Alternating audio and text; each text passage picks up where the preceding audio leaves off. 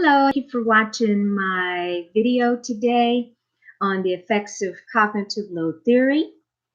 As a base for our discussion, cognitive load theory suggests that learners only have a certain amount of working memory available to retain a lot of information given at one time. Being able to retain this information relies on how the information is structured or presented. In many instances, attending to this information to the extent that it's retrievable seems to be the initial problem when working memory has been impacted by cognitive load. In our text, a study involving mathematical equation processing was conducted to determine the effects of accuracy within the prefrontal and parietal cortex regions of the brain. Function of these areas assist in focus and concentration and in the processing of math calculations. In this scenario, the parietal region was largely affected by the number of operations to complete in getting the equation right. In order to solve math problems, it takes working memory to properly attain, build on information, build on mathematical foundations, recall facts, and remember formulas.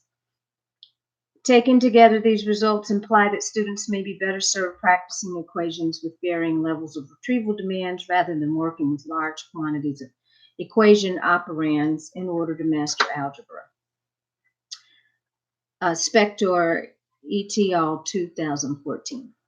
A good example of this study is where my youngest son, who suffers with attention deficit disorder, would have to follow instructions for mathematics.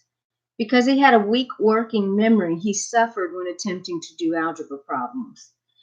As long as the problem had simple mathematical operations, he seemed to do fine.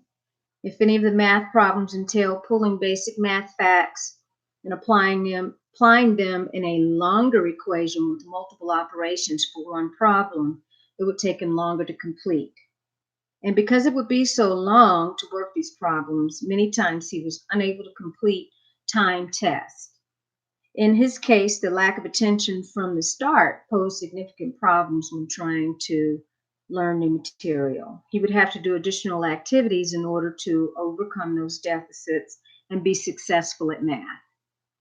If any of you lack wisdom, let him ask of God that giveth to all men liberally and upbraideth not, and it shall be given him. James 1:5. Thank you for watching.